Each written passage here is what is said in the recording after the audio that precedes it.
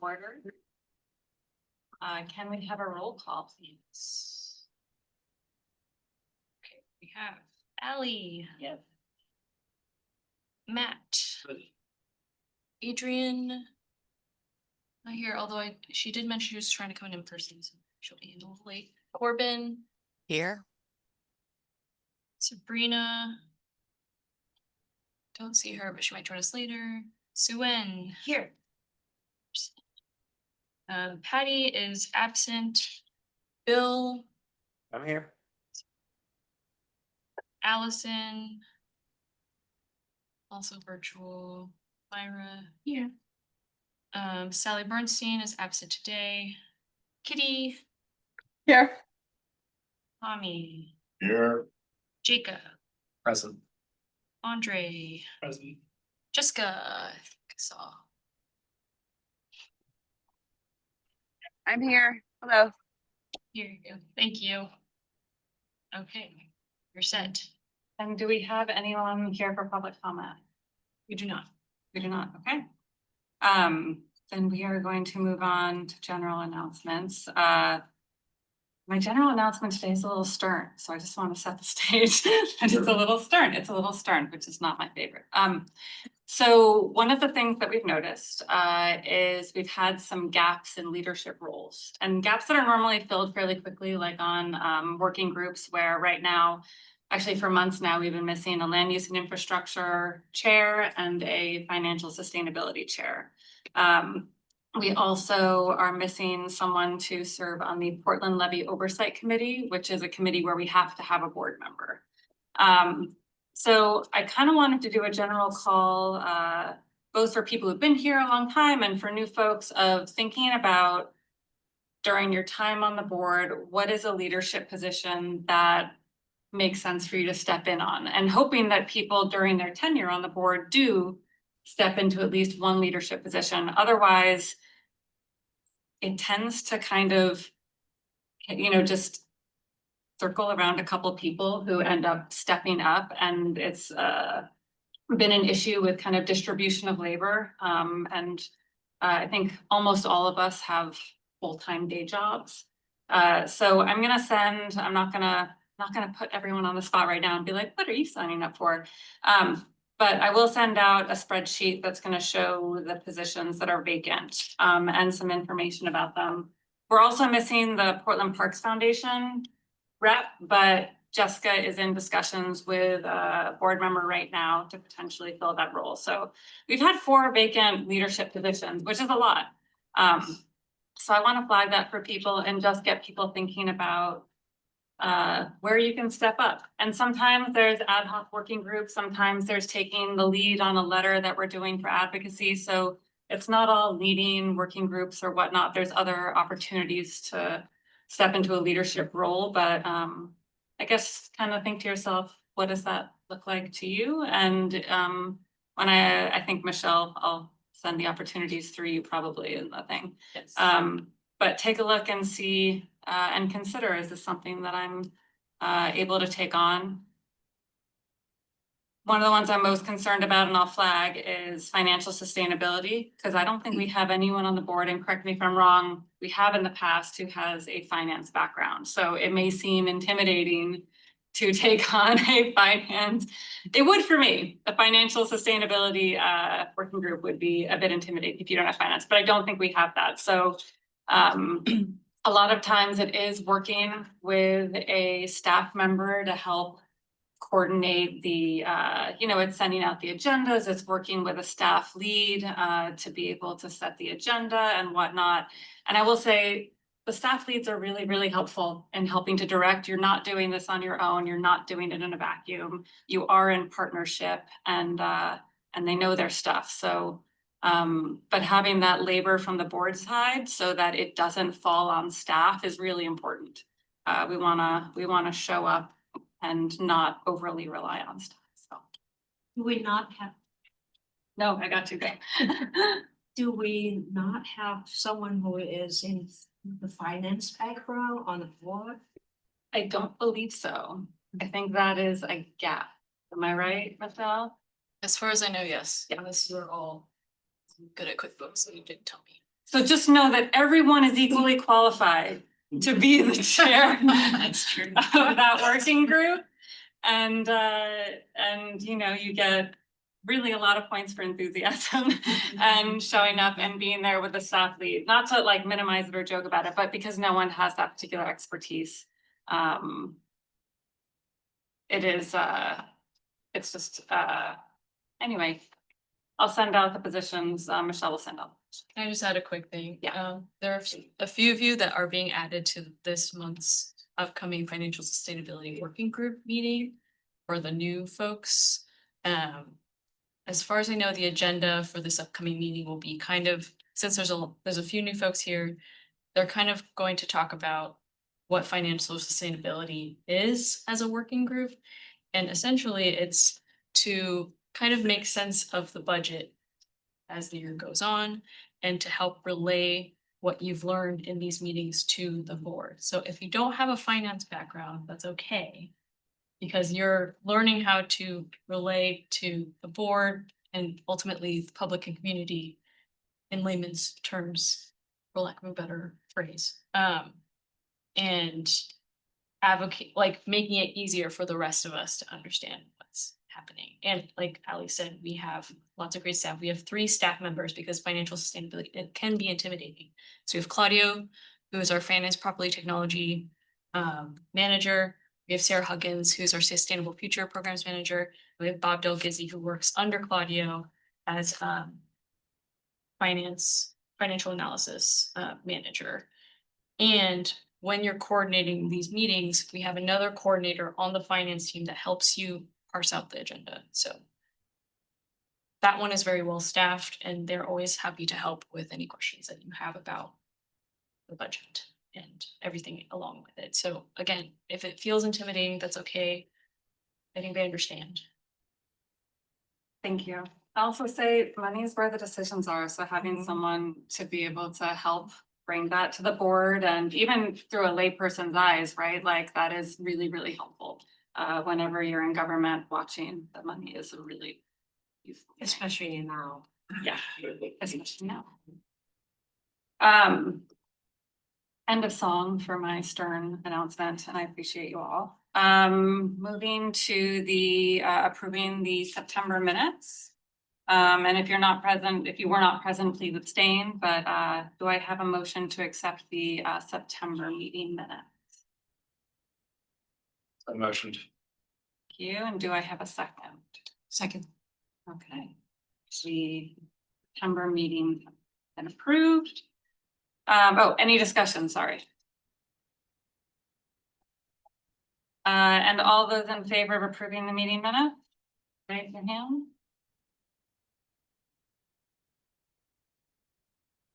Great. You. Any abstentions? Not an Adrian.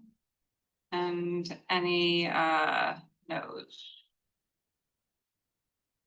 I think Matt's abstaining, right? Yeah, and Adrian. Okay. All right, we are very ahead of schedule, but we're gonna move forward with a director's report from Director Schmidt. Well, we're gonna get behind. Great. Hi, everybody.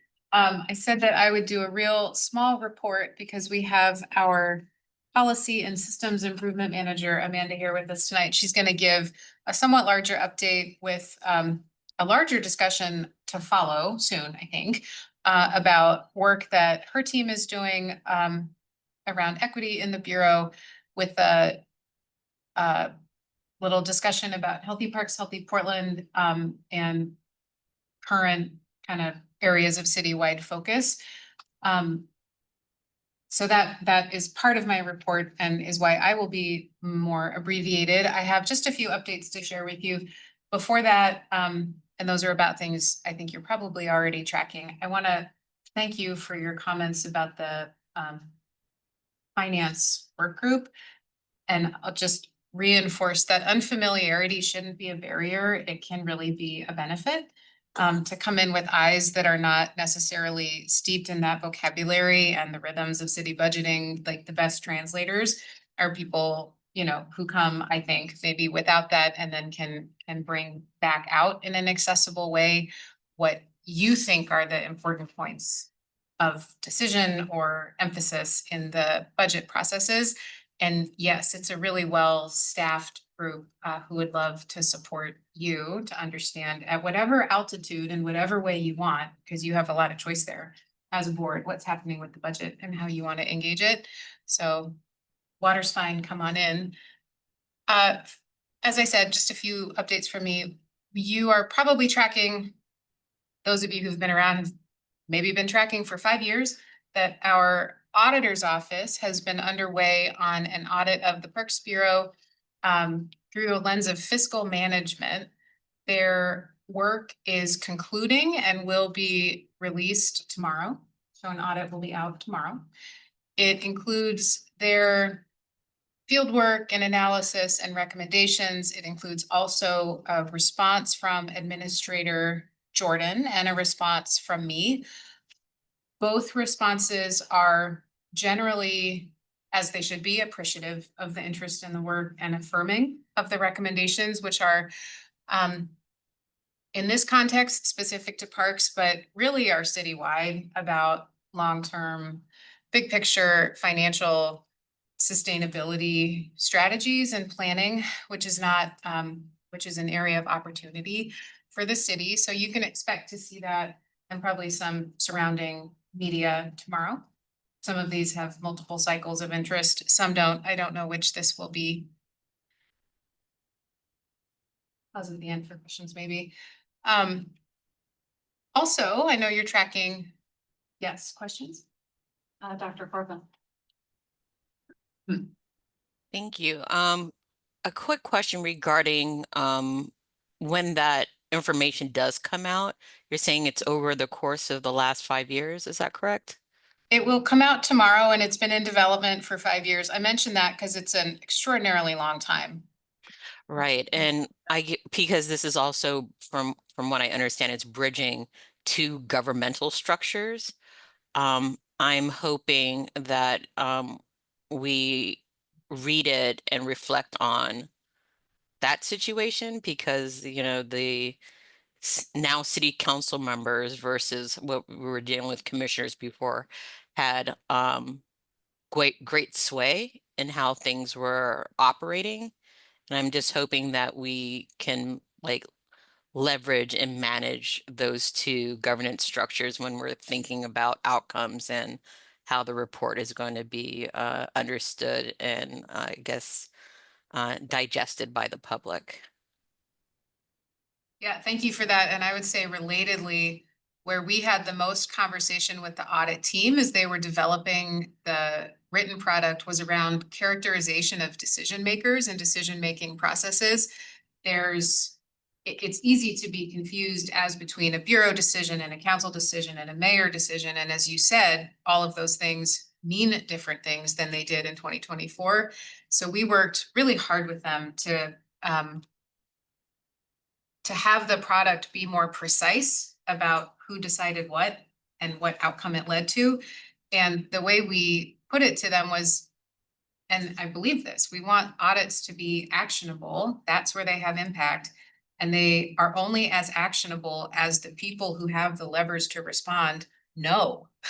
So if what we're talking about is a council decision, we should be talking about a council decision so they know that they have the agency going forward to do differently, and the bureau where appropriate. So more on that tomorrow, and I'm sure we're happy to answer questions between tonight and the next meeting if that's helpful. I'm wondering, are there any main takeaways that you think are there any headlines we're gonna be reading about tomorrow that will be taken from the audit that you can? Fewer than there would have been, I would say. Had a printed copy earlier.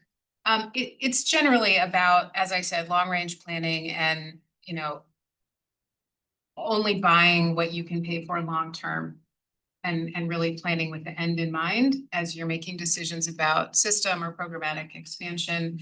Would it be helpful if we sent you the published document tomorrow with a little more, maybe from Sarah Huggins, about what we think is notable? I'm seeing nodding. Yeah, Okay.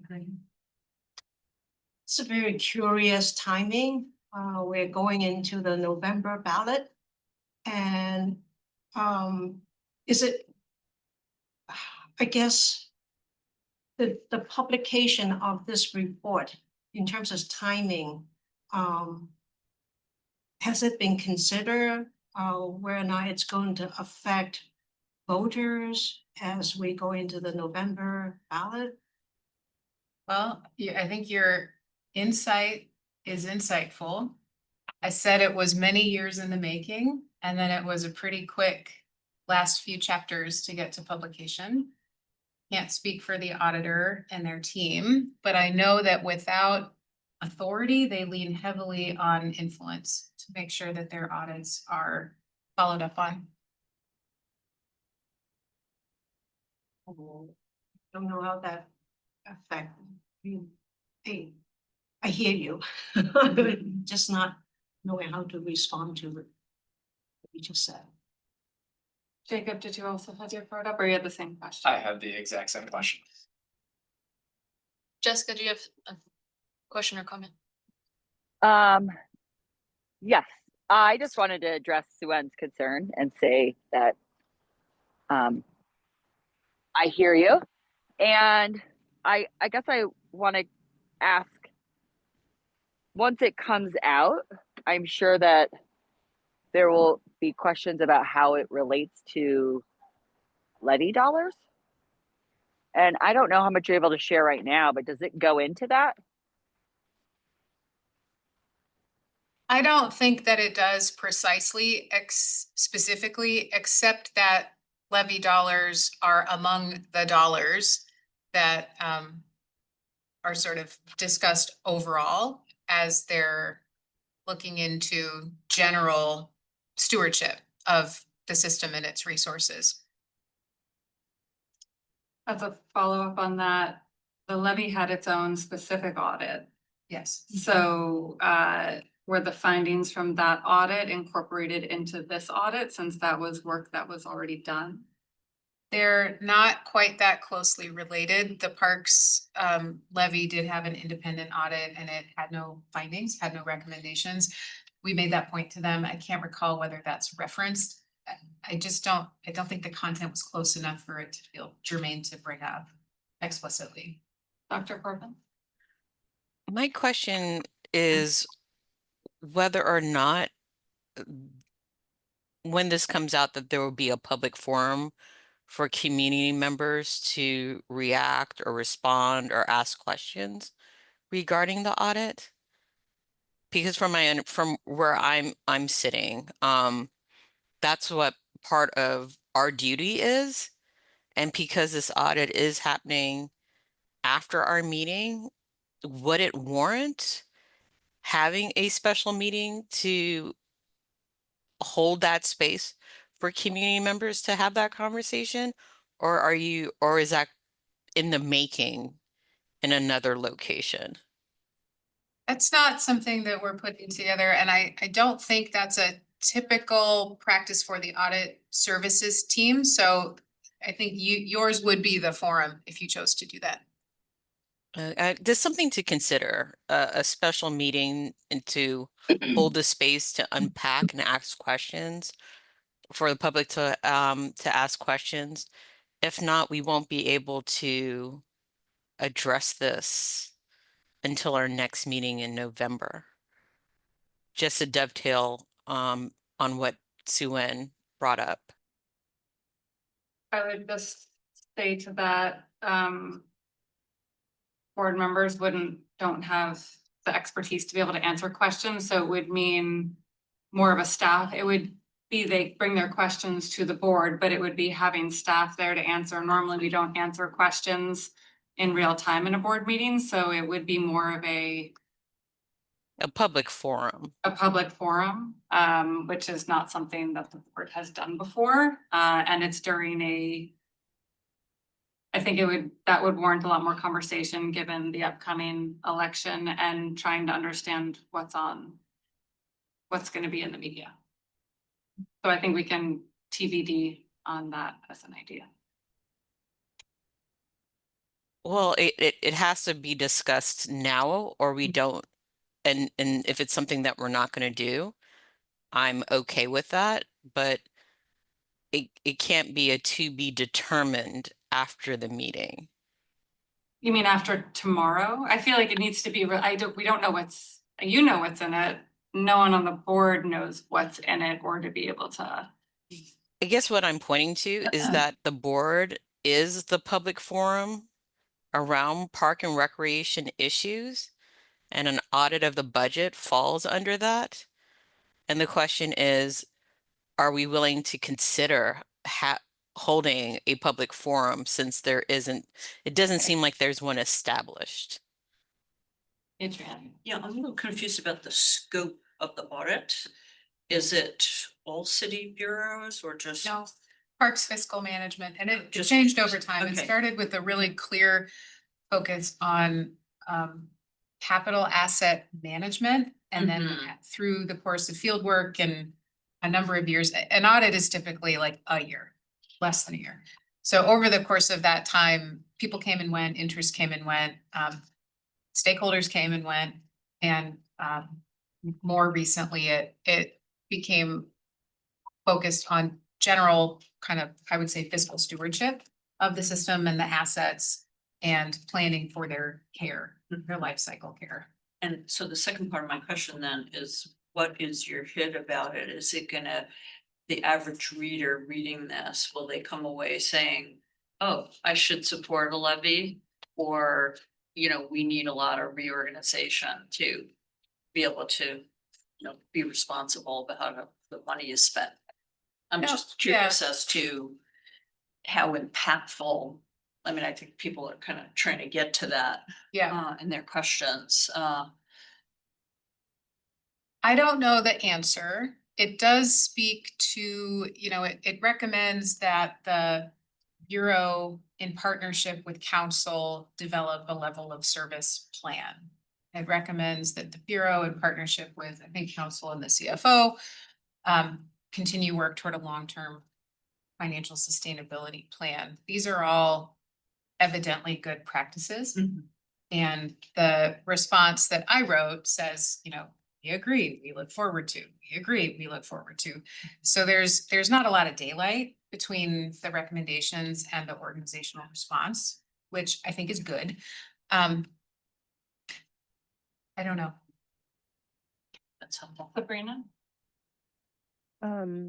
Yeah, it's just to kind of piggyback on what Dr. Corbin is saying, considering we're kind of talking, at least to me, very in the abstract. I don't know what's in the audit. I think it would be great for at least us as board members to have some time to digest and read through it and see what's in there, and leave time on the agenda at least next month for us to be able to ask questions, or maybe you already planned on kind of going over some of the things that are in there in the next board meeting.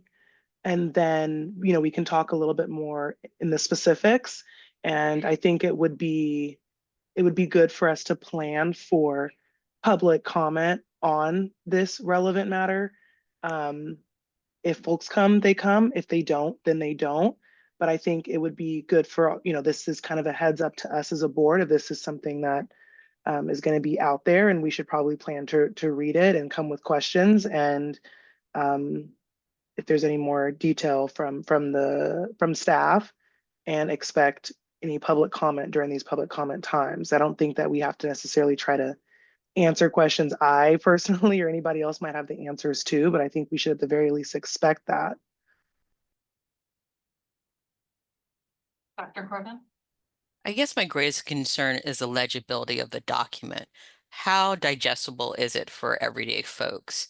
And if they're reading that, will they get a good understanding of the materials and the information that's being conveyed in there? Because if it's anything like we saw with the council budget, where a lot of council members were really concerned about the legibility and understanding what they were reading. So that's where I'm coming from.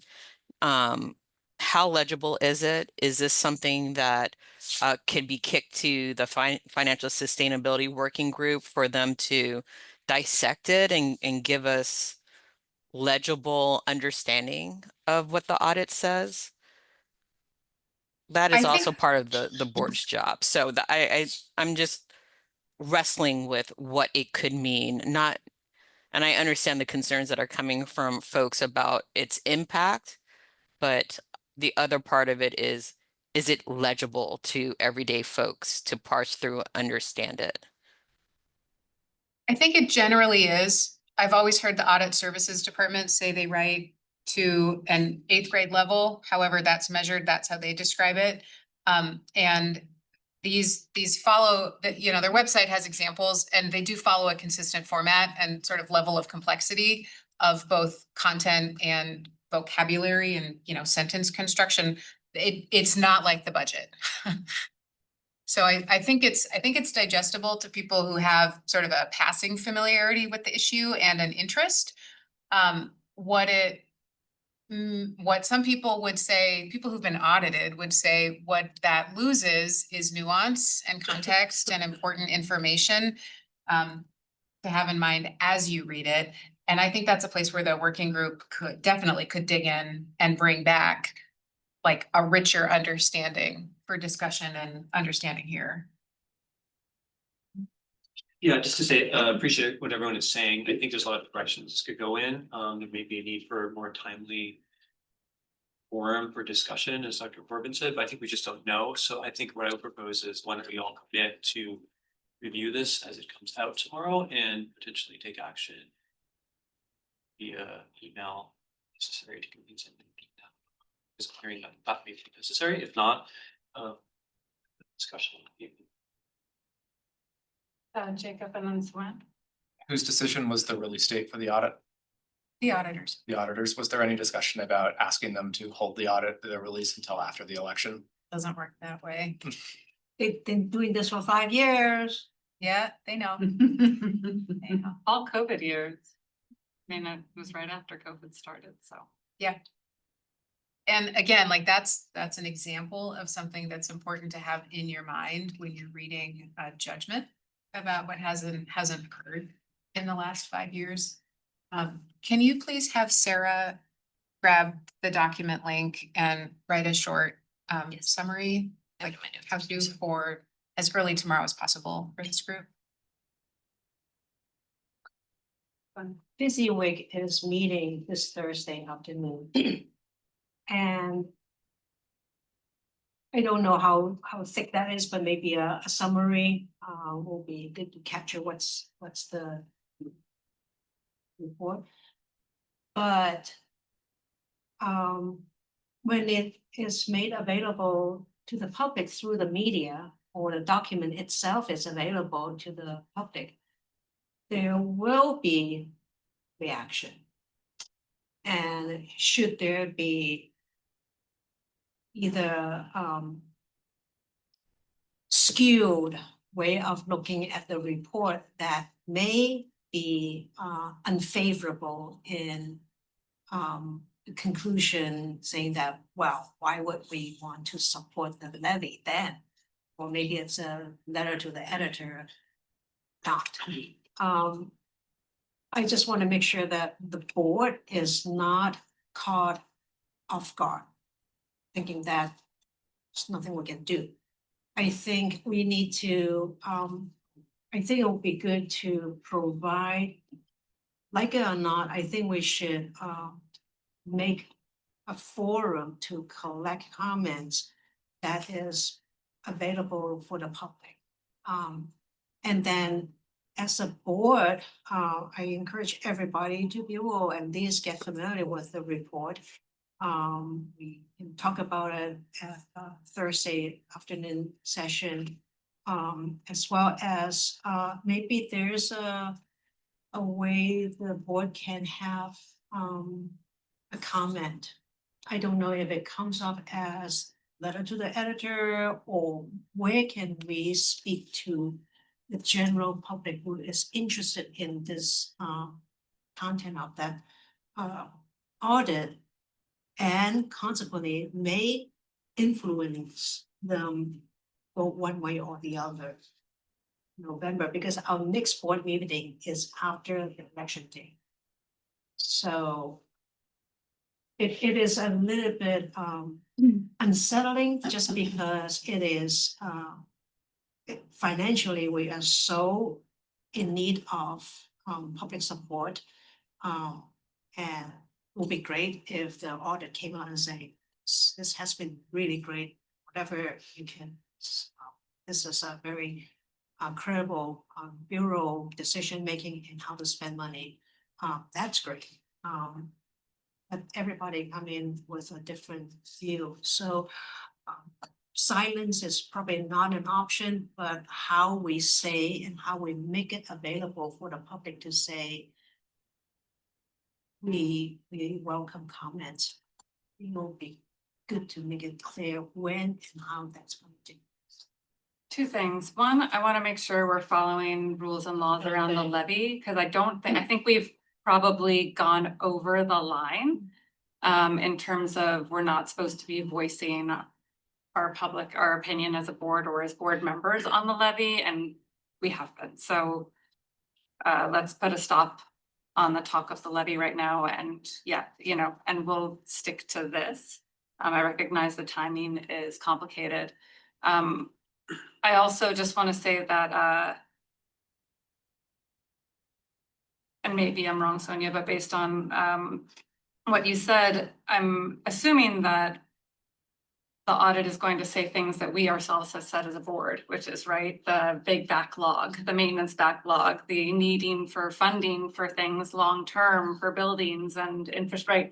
All those things are known issues that we have advocated to this, to the city for, that Parks has advocated for itself for, and a larger funding mechanism needs to be found. So that's something Parks has not been silent on, it's been asking for. It's not as if Parks is being caught not, you know what I mean? It's a different thing. It's something that we've been a part of and we've been in conversation about, and the city needs to show up for. And Parks as a bureau doesn't have the ability to obtain that funding. So That was some of our feedback. Yeah.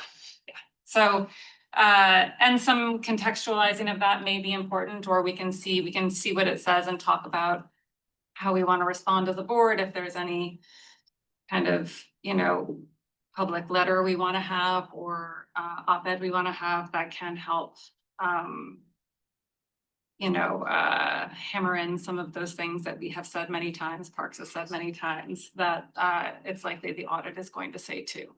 And hopefully it can be used as an advocacy tool for Parks to be able to get what it needs. And the levy is a piece of that, right? A levy is a piece of Parks getting what it needs. And it doesn't also, sorry, I said levy. And it also doesn't tell the full story. So lots of funding mechanisms.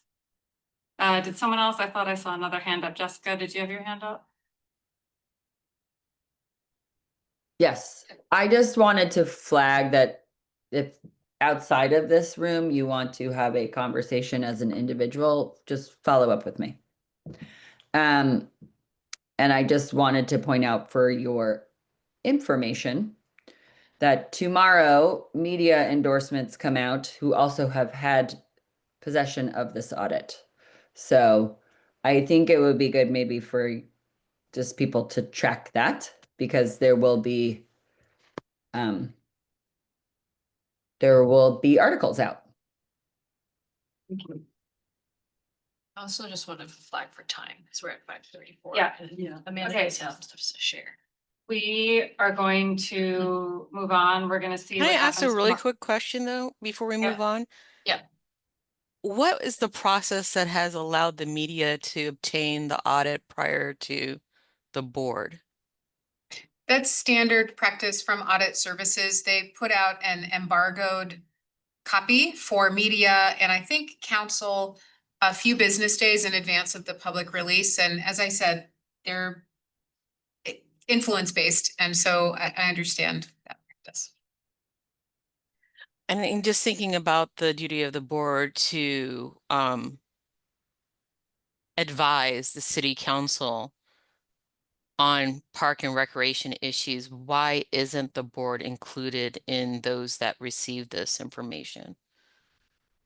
I think that's a great question. Okay, Sonia, maybe you and I can connect tomorrow. Sure.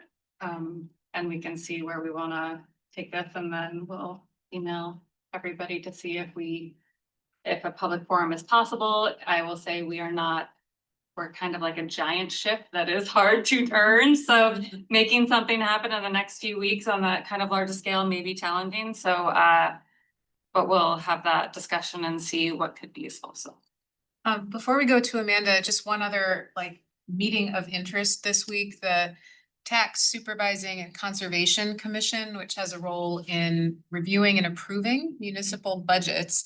Part of what they do is hold hearings when significant budget actions are contemplated or occurring. That includes the parks levy, so they will meet with city council Wednesday afternoon in chambers in a public meeting. They have shared questions they have about the levy, and various counselors, and I think me and our DCA are teed up to provide factual answers to them.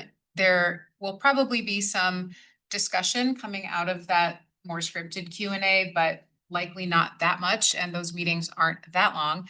I do believe they have a section for testimony and they're certainly available to watch in all the places you can watch a council meeting if you're interested. Want to hand it over to? And now, over to Amanda. Thank you for being here. Time, it's really important discussion, so. Not at all. Yeah, thank you for having me.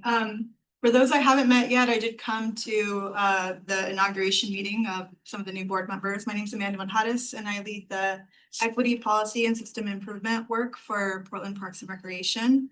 And today I was asked to provide an update on Healthy Parks, Healthy Portland, and share more about the impact the federal administration's actions against the DEI are having on our work, and also the impact of the mayor's executive order.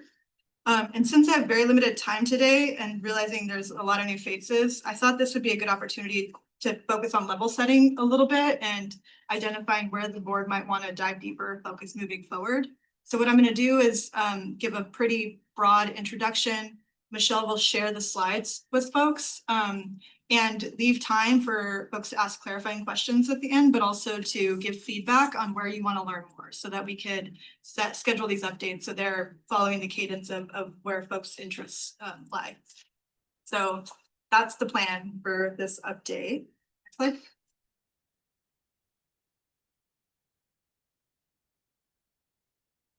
Great. So here's what I'm going to cover today. What I'm hoping is like 10 minutes. First, I'm going to start with a quick grounding in Healthy Parks, Healthy Portland, what it is, how it guides the Bureau's work. Then I'll introduce PPNR's equity approach and how it lives within that framework, and preview some of our current initiatives. Next, I'll provide an update on the mayor's executive order and the legal review process the city is undergoing.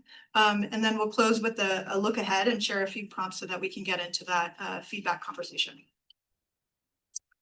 So I'm going to very briefly revisit Healthy Parks, Healthy Portland, since you all have the report, which has more detailed information. And I know that many of you were actually involved in the development of it and are probably way more expert at that than I could ever be. So it's like where I did want to start and focus, especially for new folks, is by grounding us in this particular framework. And just recognize the powerful leadership and strategic insight that Director Long brought to this position and to this time in having the foresight to bring a framework like this to life for the Bureau. In 2020, Director Long launched a strategic planning process to have the Bureau work in partnership with community to refresh the Bureau's mission, vision, values, and approach to help guide the work moving forward. And the first thing you'll notice is that it's not a linear path or a logic model. It's a cycle, and it's a cycle that's rooted in listening and learning from those who are most impacted, likely to be served. And one of the most important lessons that I'll share in my career building equitable systems is that there's no one magical solution. There's no simple answer to our complex equity challenges. And so setting equitable process is just as important as the equity goals that we set for ourselves. And this is really embedded here. And so outcome statements are our North Star. They're reflected in the plan, and they were developed in partnership with community partners and define how we do our work. The actions describe what we do each year through program services and investments to reach those particular outcomes.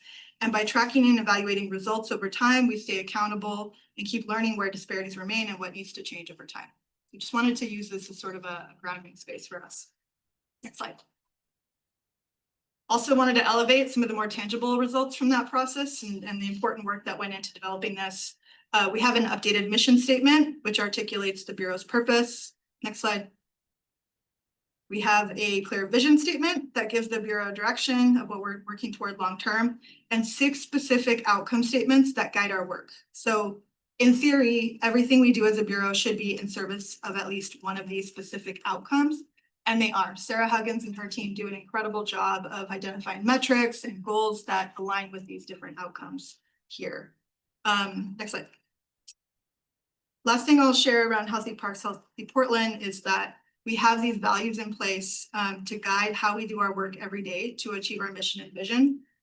And I won't bury the lead, I'll just say that we don't anticipate at this stage that any of what I just shared with you will change, even in the face of the current political climate, even in the face of the mayor's executive order, because one, our work has always been to benefit all Portlanders, and you can see that reflected in the outcome statements and how they're articulated. And second, being targeted and strategic in how we invest our limited capacity and resources to make sure that all Portlanders are actually benefiting from those programs is not illegal yet. So at this stage, all of that's going to stay the same. And I know that was a question that some folks have, is what is actually going to change in the context of Healthy Parks, Healthy Portland? Next slide. So before I jump into the details of the mayor's executive order, I did want to spend some time bringing everyone up to speed around the Bureau's current equity strategy. Next slide. So when I started this position about a year ago, I was tasked with developing an equity strategy that could strengthen alignment and impact across bureaus under our new form of government. Healthy Parks, Healthy Portland was actually one of the main reasons I was attracted to the position, because it aligned with what I thought needed to happen in order to build systems that are equitable and effective. Essentially, an operating principle that we apply is that if we want equitable outcomes, we need to move equity from the margins and into the center of how the system is operating. What that means is it can't be a single program or a separate program. It has to guide every policy decision, investment, and service we deliver.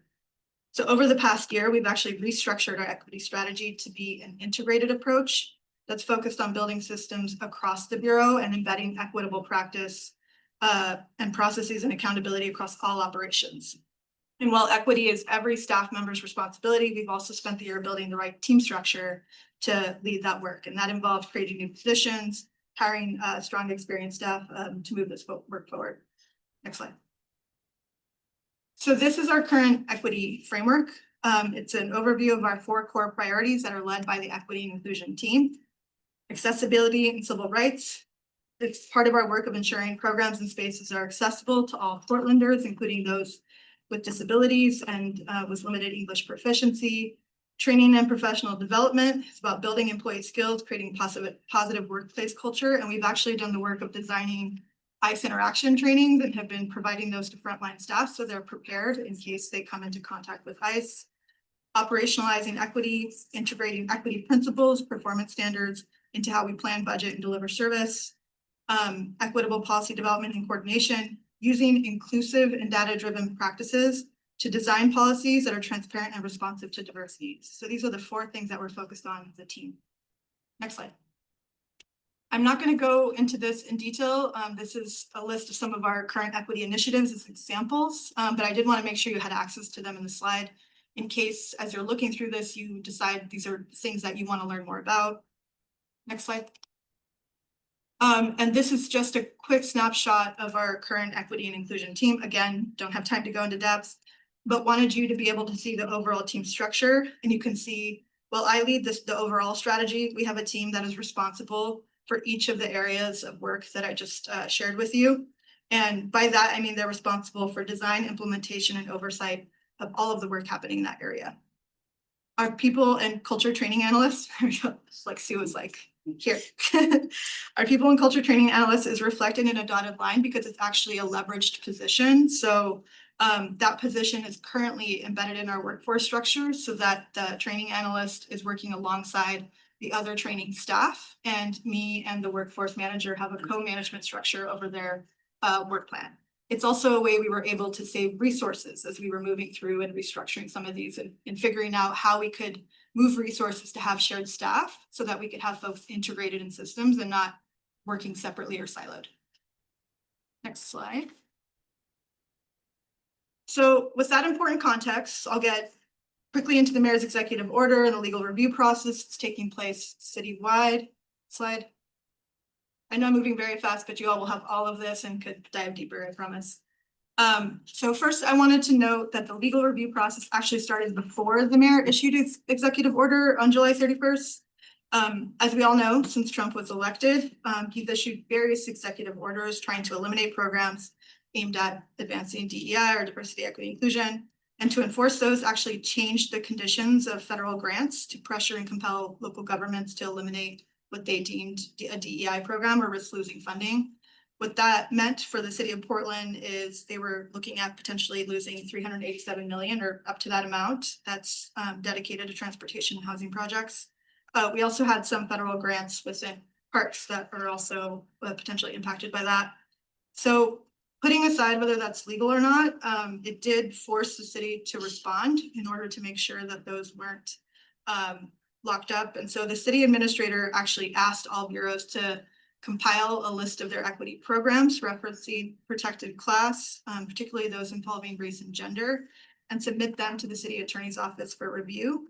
And as you can imagine, that was a huge lift across the bureau. We have tons of equity programs, including Healthy Parks, Healthy Portland, which drives a lot of our work. So we did identify some of the most obvious ones and organize them into these 4 categories, which is relevant because you'll notice contracts aren't up there. The city's procurement office is actually using a separate process for reviewing city contracts and language in that. And so that's not part of this, but we are engaged in that process. But I wanted to be clear that it is a separate process because it does impact some of our partners who are waiting for resources and things like that. So we've been putting pressure there, but it's separate. Slide.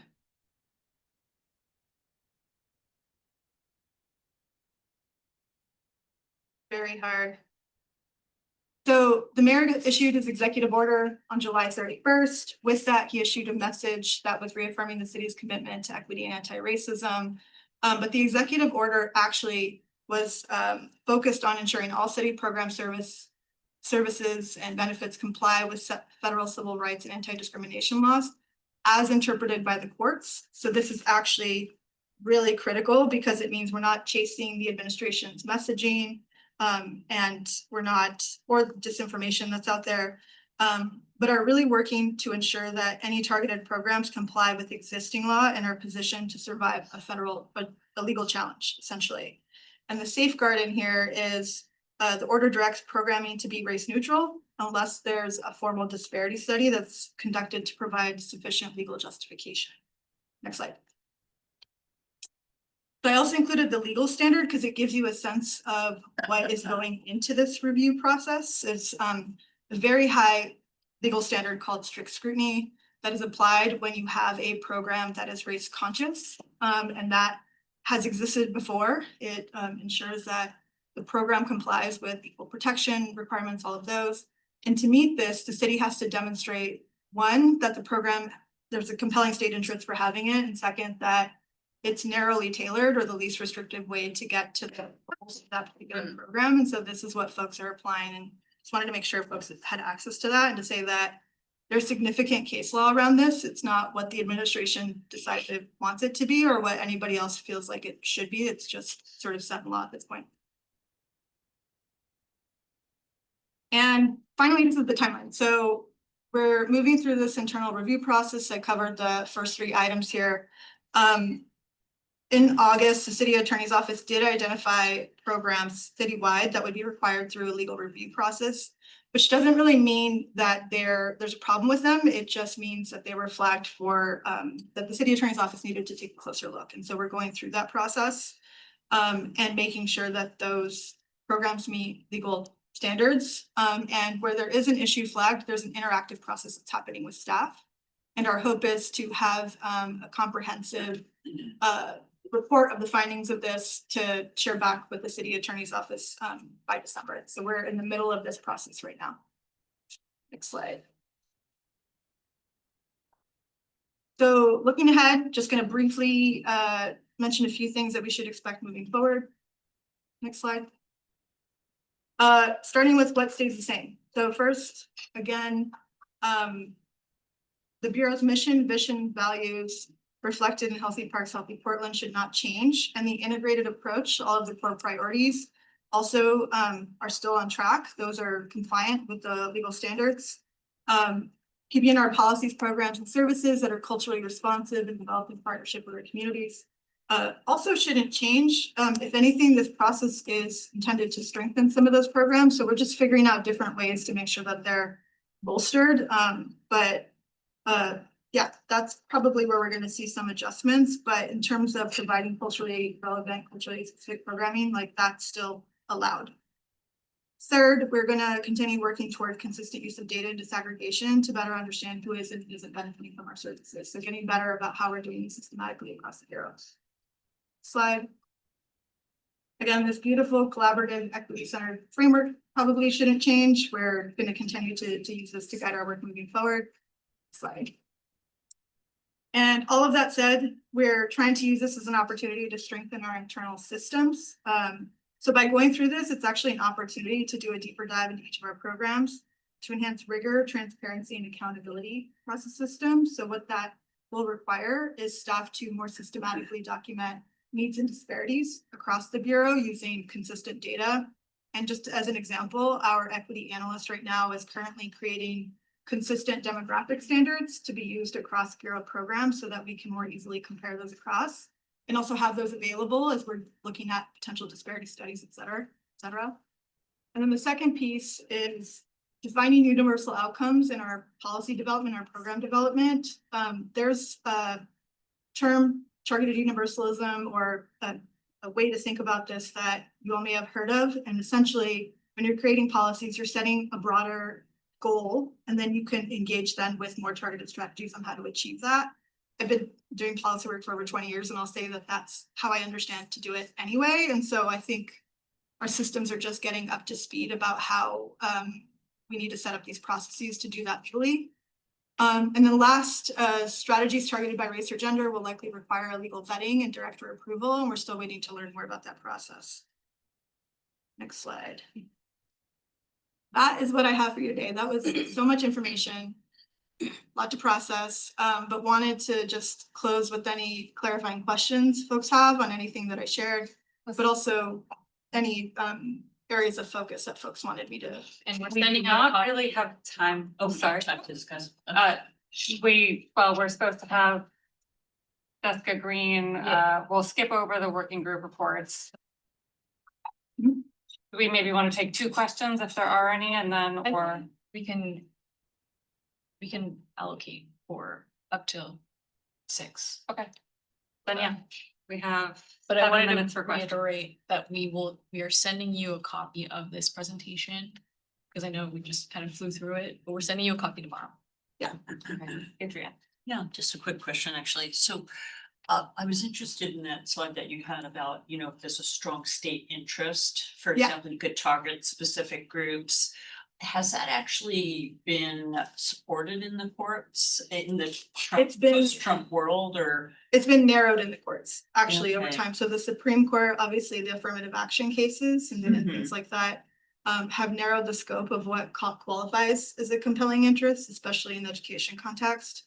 Most recently, one of the court decisions that came out was around folks who are not part of a protected class actually do have discrimination claims.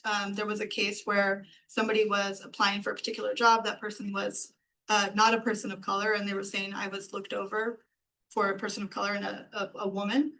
And the Supreme Court said you can't do that. You have to treat everybody the same. And so I think that the administration is using some of that, but there's a whole spectrum of case law around this. It just depends on the area that you're focused on, but you have to go through that analysis if you're going to do any targeting by race and gender specifically. Gender is a lower standard, but it's still a pretty high bar if you want to target that way.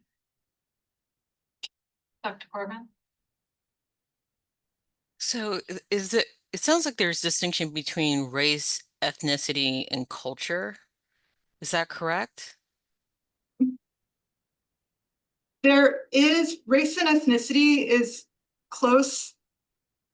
Culture, if you're talking about language, has a different standard, so it just depends, but there's case law associated with all of these, and right now we're working with our city attorney's office to make sure that as we're reviewing programs, we're applying the right standards to make sure everything's like solid in case there's a legal challenge.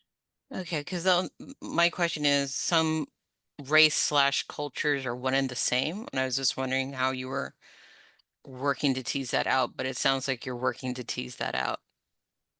Yeah, I think the city attorney's office is, we actually got to the point where we had a city attorney assigned to Portland Parks and Recreation because we've been trying to move these through as like quickly and systematically as possible. And so what's coming out of that is clear definitions that I think is going to be really helpful for each program. So everybody doesn't have to be an expert on what the depths of all the case law is here, but really we'll have consistent definitions, consistent ways of thinking about programming that we could all apply moving forward. So that's really our hope for the fall after we get out of this evaluation period, is to come out with really solid strategies for how we apply this moving forward.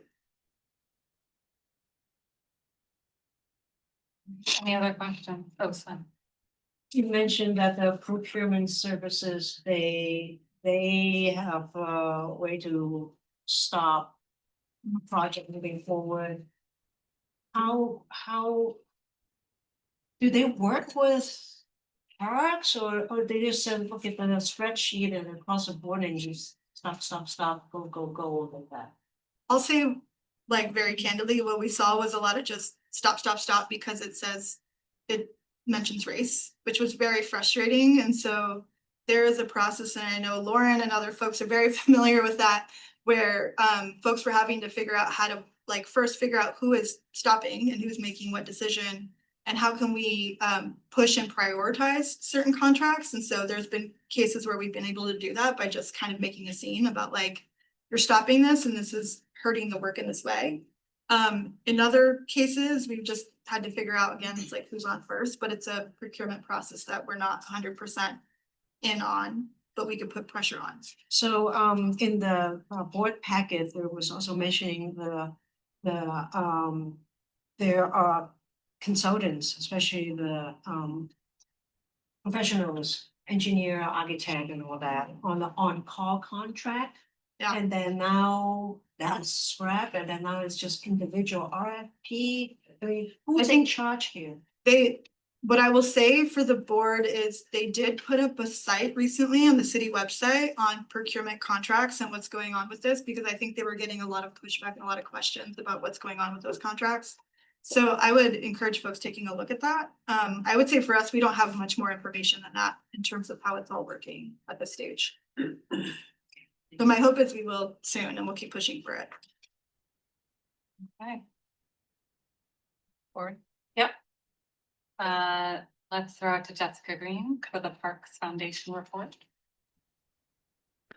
Hi, everybody. So let's see where to start. Let's start with the fun stuff. It's all fun, actually.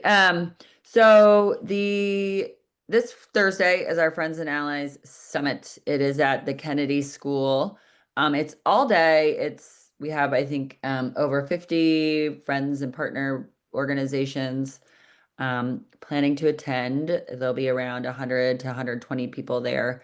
It includes several workshops, a keynote panel discussion. I know it's all day, but what I will flag is if you are interested in participating in some of it, you are also welcome to come to just the morning or the afternoon if you're not already signed up. There's also a happy hour at 5, which if that's your preference and availability, sign up and come join for that. It's a great way to get to know other partners. And I'm sure there will also be City of Portland employees there as well. Those who want to learn more about the levy, there's lunch with Jessica, so you can do that too. Anyway, so Thursday, if you don't know about it, I actually will put it in the chat. If you last minute can come, we would love to see you there. let's see, here we go. This I'll put in the chat for those of you who are online. We also are in the middle of our 2025 Green Dreams programming, which is in partnership with the Portland Monuments Project. This has kind of been evolving over the last year, and Jason Brown, our programs manager, has been leading this and put together a lot of really great programming. We had our first event in partnership with Friends of Peninsula Park Rose Garden, and it was a field day in September, but we have one coming up October 30th, which is Through the Eyes of the Elk. So those of you who are historians or elk buffs or just interested in seeing the literary arts new facility, join us on October 30th. And there'll be a panel that discusses the interesting history, social, cultural, ecological stories around the elk. I will also put that in here. And so those are our 2 October programs. I also will, I guess, let's see. So what else are we doing on the Friends and Allies front? I can't remember if I've talked to the Parks Board about this, but we have been in conversation with PP&R and are working, we're, I think, almost to final details, but relaunching the Portland International Raceway Mitigation Fund and relaunching the grant program there. That was originally facilitated through Civic Life. It got put on hold several years back.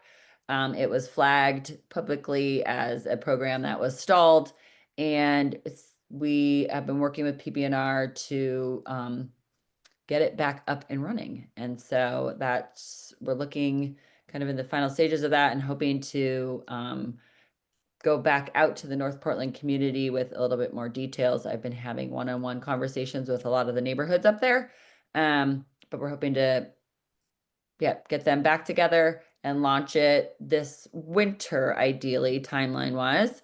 And that would be a 3-year grant program to get the funds that have been accumulating over the last few years back out into the community. So stay tuned for more details on that piece. And you've been hearing about our playground campaign for a while. I see Lauren nodding. And exciting that we have one underway. Raymond Park is actively under construction and will be, if all stays on track, opening in December. So I've been talking to Robin Wilcox about, a little hot cocoa and maybe apple cider donuts opening in December for Raymond Park. If we get a clear day, it's a great time to go to a playground. But it's great to be able to start to have that underway. Also, we're not complete with the campaign, so it's always fun to have an example to show interested donors of the impact that we're doing. And then the other 2 locations, Portland Heights Park is, I think we're getting close to some public designs for what that will look like.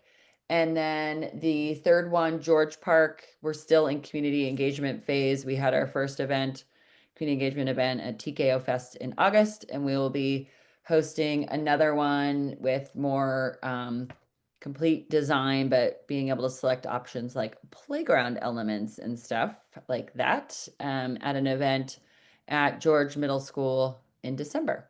So I will share all of these events with you as they come up. But the 2 that are firm on the calendar are this Thursday, the Friends and Allies Summit, and are Through the Eyes of the Elk on October 30th. And then you're probably wondering when the elk is coming back. I've been telling you for a while it's coming back this November. Well, it's not coming back in November, but it's still coming back. It's just a little bit later. It's been fun to be able to go to the shop where they're doing all the granite work and seeing the stones evolve. So the pieces are all in place at the shop for the most part, but in the next couple months, you'll start to see, if you sneak over the fences and sneak a peek, the granite starting to be put back in place. So ideally that granite, depending on, I guess, weather conditions, will be back in the next few months with the elk returning in 2026. So that is another thing we're starting the initial planning phases around. And I don't know what I can say about the levy here, so I'm not really sure around that piece, but I do think it's important to flag that there's that the editorials for the Oregonian and the Willamette Week, their endorsement decisions are coming out tomorrow along with the audit. So just be aware that that will be circulating. And like I said, reach out at your individual capacity outside of this meeting if you're interested in learning more. Any questions for Jessica? Okay, thank you, Jessica. I'm gonna pass it over to Lauren McGuire and Daniel Ramirez Cornejo for the STC moratorium conversation.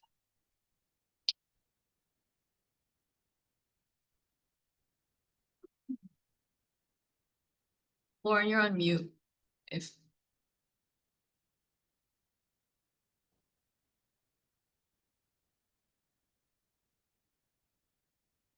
Can you hear me okay? yes. Great, okay. So I'm here, Lauren McGuire, Asset Development Division Manager. Sorry, no. can you hold the microphone up? Your mic, I think your microphone is too far and you're a little soft. Okay. Let's try this.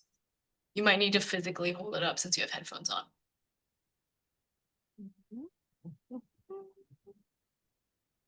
Is that better? Yes. Okay. So Lauren McGuire, Asset and Development Division Manager with Portland Parks and Recreation. We want to talk to you a little bit about the potential impacts of the SDC moratorium on the Parks and Recreation Capital Program. So we'll do a quick overview of the STC waiver situation. I'm sure many of you have read about it in the paper, and the financial impacts of the moratorium, as well as talking about a couple large-scale future projects that are coming down the road. And then we want to really get some feedback from you on the parameters for the capital projects, which we will need to delay. So, as you know, STC system development charges fund the development of new park spaces, new amenities within existing parks and recreation facilities. All of that is to accommodate the population growth of our system. In our community, we know that East Portland is most affected by inequitable access, but also so is downtown, which many people are surprised about, and even Southwest Portland. On the screen is an example of the Broadway Corridor project, which we have been working on collaboratively with Prosper Portland and PBOT and our other infrastructure bureaus. It's between Johnson and Gleason on the park blocks, the north end of the North Park blocks. This is going to be a potential project that will be great to enhance the residential population that will happen in these white squares eventually. But the projected STC loss that I'm sure you heard the mayor was putting a moratorium on collecting the fees for the next 3 years in an effort to stimulate residential housing development. So that is going to cost the Bureau about $27 million in revenue that we would have collected during that time period. And so you can imagine that's a significant impact to the development of parks and natural areas and recreation facilities over the next probably 5 years or so. This is a projection that Daniel did. It's a fund balance forecast from the SDC program, and you can see it's done by fiscal year. So here we are right now. And over the years, our beginning fund balance begins to drop as we stop collecting revenues for the SDC program. Primarily, the reason for the drop is because we have funded several very large projects like the North Portland Aquatic Center, which is $91 million. And we did that projected into the future. And so now we're gonna be, running in the negative to the tune of about 27 million. So the impacts that it will have on the fund, it's not all doom and gloom. We think we can work with it, but the STC fund will be exhausted by 2029, 2030, 31. And at that time, we'll start to hopefully catch up again with SDCs coming back in then after the 5-year period. But it will leave no available resources for new capital projects for about 5 years. Multiple projects in the current 5-year capital improvement plan will have to be delayed and reevaluated for feasibility in the future. The suspension also eliminates the program's contingency reserve, which typically is $10 million that we hold in fund balance.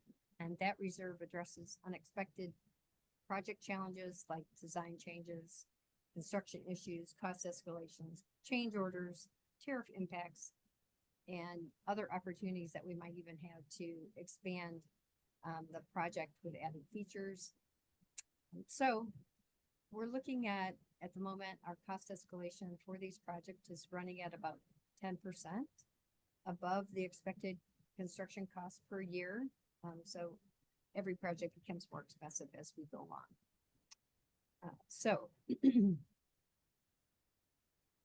The city's ability to invest in future large projects that we have been working on for several years and will continue to work on is going to be limited.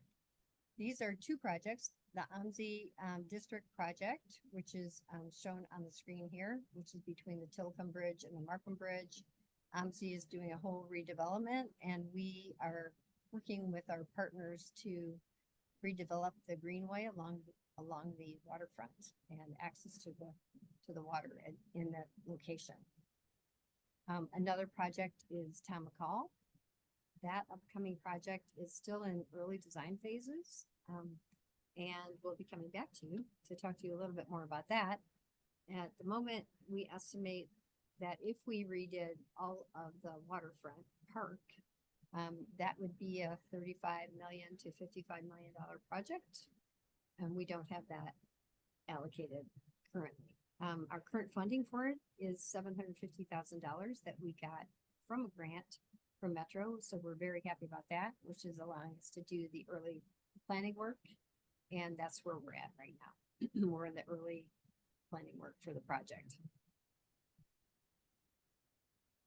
So to close our discussion, then, we'd like to talk a little bit about some of the potential parameters that we're thinking of for consideration of how to decide which projects to delay. We're thinking about the project parameters that are on screen. So projects that are solely funded by SDCs, projects that are still in the early startup phase of the projects and don't have a lot of time invested so far, and projects that are without other partner obligations or contractual obligations, such as a project that might have grant funding as well. And we chose this approach because we're thinking that if we use these parameters, that'll help us sustain the active projects that we have in the works to some degree, and minimize, though not fully eliminate, community impacts on many of the things. It's just a starting point with the understanding that we'll have to figure out as we go what the impacts are. And so these are the parameters that we're thinking about. And we'd like to ask if you have other parameters that you think would be helpful to consider. One idea might be geography. Do we choose projects in each of the 4 districts for delay? Do we not? And then at this point, I'll open it up for any questions and comments. And Daniel is here, as Michelle pointed out, for any questions on the STC projection that he did. Sonia and then I want to put a little asterisk or qualifier on something Lauren said about decisions and choosing. We are not choosing. we are an input for the choosers. It's not precisely clear to us how and when we'll get direction or final decision about how to adjust the list given the new lower forecast. But as in the prior form of government where allocation decisions were made by the commissioner in charge, in this form of government, I have an understanding that the conversation about reprioritizing within this smaller forecast is one that we will be having up the chain with the deputy city administrator, mayor, potentially including our chief financial officer. It could be a fairly large roster of people who are part of it. But these are not bureau level decisions. So the hope in coming to you is to help us, have you help us think about how we want to present potential considerations and approaches to city leadership, and to help you, as we talked about last time, if you want to separately and independently be an input to that process, which again, we don't have a lot of information about. Public Works. Where's Public Works in that decision-making? All the public works bureaus have SDCs. Ours are unique, so the decision-making is a little different for parks. When I say DCA, I mean Priya-Dhanapal DCA of Public Works. So in some way, we and she and the administrator, probably the mayor, potentially with council as an input, like there are lots of folks who might be part of the conversation, and I don't know at this point how it will look. I have two questions. Thanks, Lauren.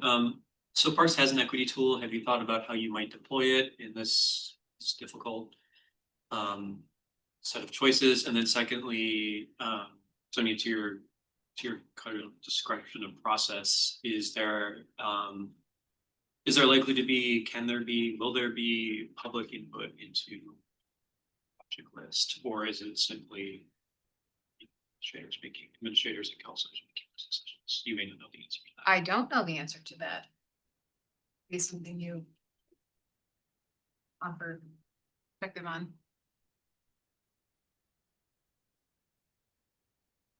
Lauren, did you hear the question on the equity tool? Yeah, so with regard to the equity tool, all of our projects, as we went through the process of putting them on the work plan to begin with, they all went through the equity lens. So we used the equity parameters that we have used throughout the Bureau, which is populations of diversity, populations of poverty, and populations of youth. So they all are ranked based on that, as well as the level of service. We look at the service maps that I think we've shown you before, where we have gaps in service. And then we also look at the population, the numbers of people that would be served by adding a new park or facility in the area. So the short answer is they've all been ranked that way. Yeah. Go ahead. Two questions. One is, when you say we as parks, we don't really have a say on the, what goes, what stops, right? We have a say, but we're not the final decider. So as an advisory board, who should we advise? Well, I think it's two-part. I hope part one is us. We are being asked, we will be asked to provide ours, not mine, the collective expert opinion on Bureau. How would you suggest we do this? So I would love the benefit of your thinking about how we position that. And separately, somebody in that cast of leaders who I mentioned will be providing direction, and you could weigh in independently with them as a board. As a board. I I know you have in your Because charter that we- you advise council. I don't know that council specifically has a role here, but nothing prevents you from sharing input with any of those folks I mentioned. Because we're hoping also, because of the new form of government, you have 4 districts and then council members will be so looking into what's needed for their district. It's but then at the end of the day, it's where's the money to do a particular project, and that money comes from a big pool of public works. DVL.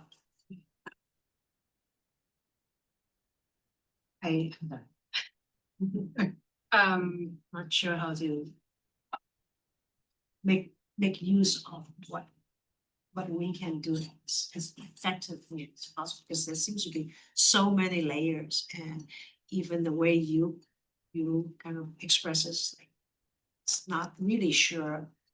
Well, we're experimenting a little bit, bringing you something early with a request and an invitation to help us think through what the Bureau's perspective is going to be to leadership. That's why this is loose. And there's a separate invitation for you as a board if you want to weigh in with the deciders. So welcome, Ed. Yeah, agreed. We're here on the decision-making process for how the SDCs get prioritized, and then, and what's nice is we're not rushed on the advocacy question. We get to see how this unfolds a bit. We get to see what Parks' position is. We can potentially talk again on the board's position, right? The board and Parks' position are not necessarily the same thing, although they often align and are. It is good that we're in early. And I do want to get into the parameters question. I do, and I was hoping to see this list. How many projects are affected by this? How many total projects are on the list? So I think that Michelle sent you a link to the budget, which shows all the capital projects that we're working on currently. The list has, don't quote me about it, just our, and by list, I mean our work plan has about 125 projects that are either active or inactive. And the reason they're inactive is because our capital project managers can only take on so many projects at once. So we always have a backlog of projects that they move into as they complete a project. Does that help answer your question? Yeah, 125 is a big list. Yeah.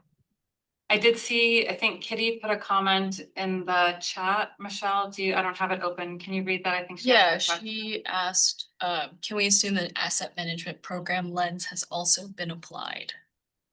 Yes, absolutely. Um, I will say that these are growth projects, and our asset management lens that we use for likelihood of failure and consequence of failure and equity isn't relevant to this because these are new things. This is not repairing existing things. Thank you. I understood about that, but also just thinking about the actual when you go and tear down something and replace it with new, because it's not worth renovating constantly. So that's why I was wondering. Yeah, we definitely look at that. Our asset management program looks at opportunities to dispose of things too, like you said, that are way beyond their shelf life over time.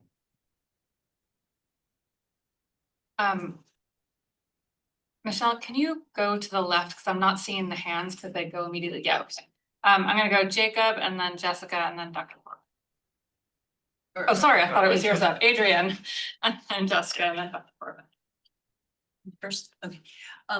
Yes, so, I think those criteria that look pretty good on the surface, but one question I would have for you, Lauren, actually a couple of questions, is whether, and I'm sure the group has thought about this, are there any projects that can be carved out for other new partners, other sources of funding, for example?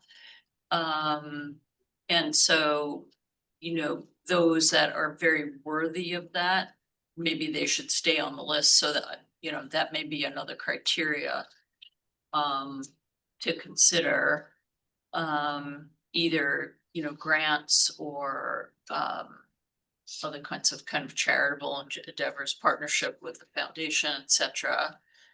And then just a clarification question on your financial modeling, the negativity that you were starting to see kind of year 3 and beyond, is that with continued spending as planned, or is that with a lot of cuts already being made?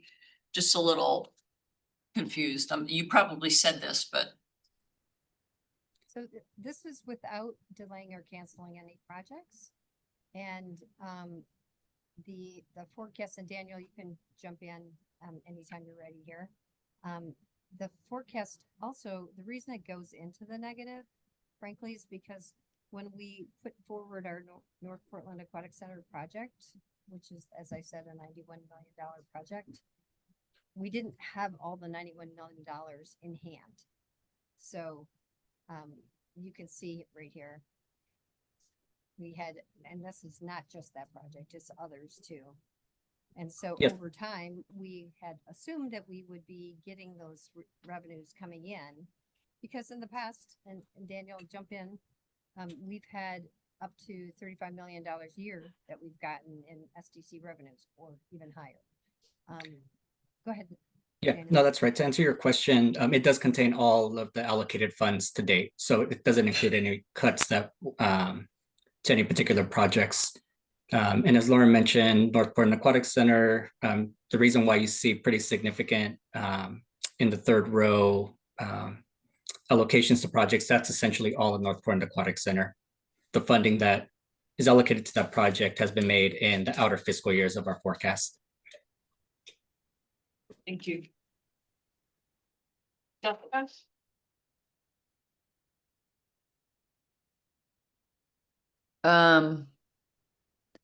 I feel like what's so top of my mind right now, as people talk about expansion, their concerns are being able to afford the expansion after it's done. So I don't know where this falls in practicality, but at least internally to consider like what the future O&M impact is of these things and how it factors into the overall system, because I do feel like that's a big financial question that I continue to get asked all the time around conversations of funding operations and concerns for growing a system beyond what the city can afford. And so I don't know if that falls in as a parameter, but I would love to have that be something, at least a sub parameter there that is at least being addressed.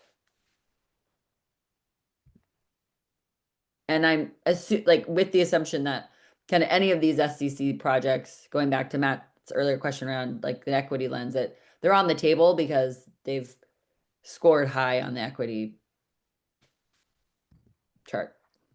And fill the gap, right, in services to provide Yeah. to people. Right. Yeah. I just would like to make sure, I don't necessarily think of it as like a green or a red light situation, but I would like to make sure that it's something that we think about as we're considering what to bring online and what not to, because I think that's like gotten, it's raising a lot of flags for a lot of people. And I think that needs to be part of the process if it isn't already in terms of this filter. Before we get to Dr. Corbin, I saw a couple hands go up during that comment. Does anyone have a related comment to Jessica's? Okay, Jacob. Yeah, I agree with that entirely. I'm curious if that is included in the project management lens that was referenced earlier as one of the parameters. Is that the case? So when we start a capital project, as we're starting to get into it, we always do an O&M projection, operations and maintenance projection of what we think it will be. That could morph as we get into further design, depending on what the community wants and what we end up putting into the project. But yes, we're always thinking about that. Lauren, just for ease, can you really hold the microphone close to your mouth just so we can make sure we can hear you? Because it's Like a harmonica. Yeah. Or come down. Okay, Dr. Corbin. I guess what I'm wrestling with is that we are under austerity measures and there's so many needs that are going to be a long time coming before things get fulfilled. And I'm wondering how equity is being understood, and thinking about access as the ability to benefit. So something as big as OMSI, or on the other side of the river, I suppose, the Tom McCall Park updates.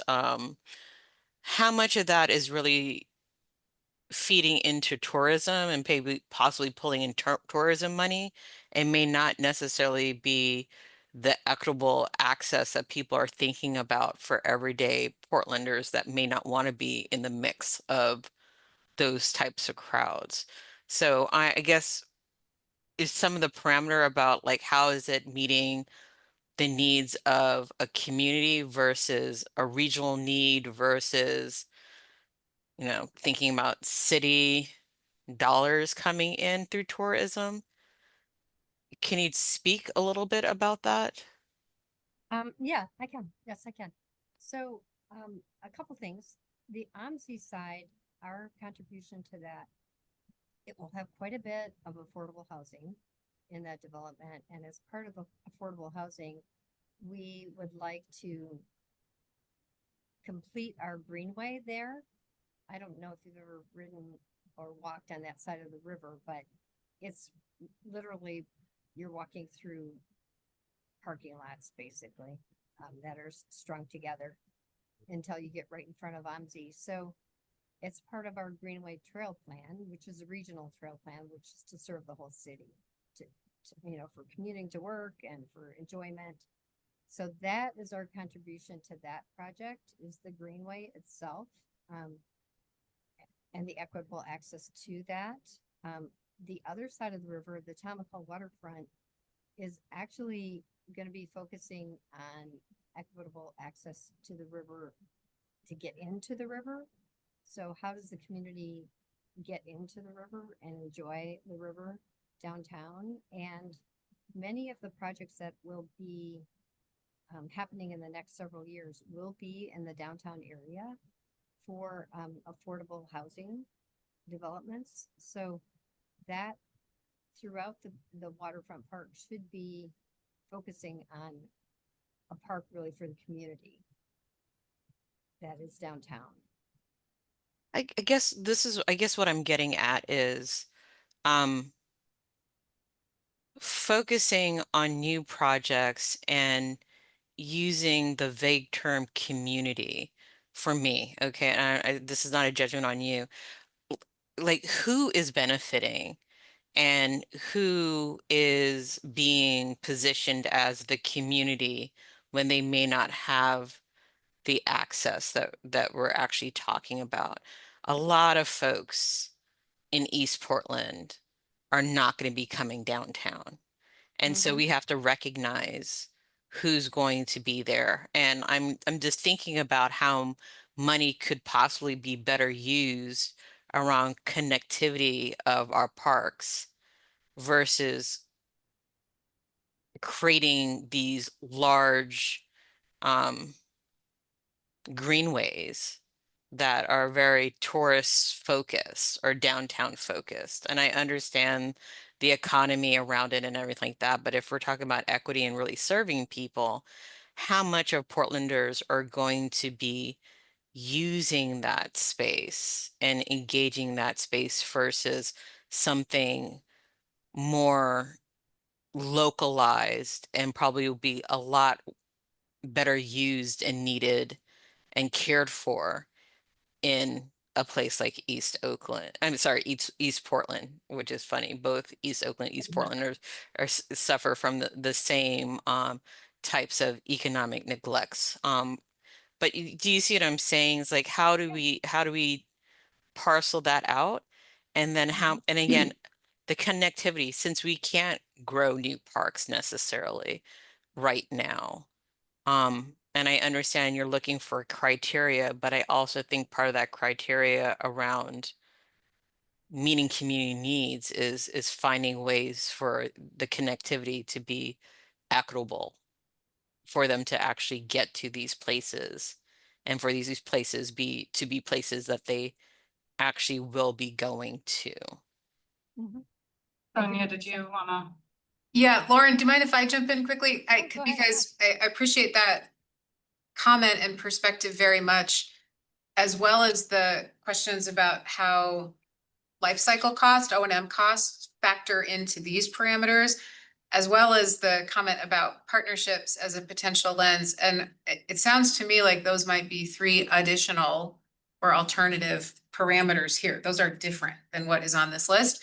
And I wondered if folks who raised those want to offer a suggested descriptor. Because I'm up for turning 3 into 6 and kicking them around. Like, that's what we're here for. I like to use the word accessibility as the ability to benefit. So thinking about how all Portlanders can access this through public transportation to actually benefit from these new projects that are being thought about, constructed. The lack of connectivity is a huge problem, especially if we're thinking only about access to neighborhood parks, which is very important, but we also need to think about access to the park system, in which all of us should have, equitable access to. Just so you're aware, this, the OMSI Trail actually connects to the Springwater Trail, which goes all the way to East Portland. Just so you know that there is that connection. And how do people get there from East Portland? There's a 205 trail that is. Would they be all riding along bikes? 205. Are they taking public transportation? This is all bike and ped trails. Okay. Bike and pedestrian trails. Yeah. So we have community members that may not be pedestrian. So what does it mean for folks with disabilities, and what does it mean for folks that don't bike? Right? I think need to think about multiple transportation opportunities for people to connect to these sites. And yeah, I appreciate staying at the altitude of lens. What are the lenses? Rather than how do they apply to a particular project? As you said, the list is extremely long. Some things take up more of it than others, but helping us think about how we want to propose to leadership that they direct us to amend the list. Like, this is exactly what I hope to talk about here. Partnerships or O&M, does anybody want to suggest on that?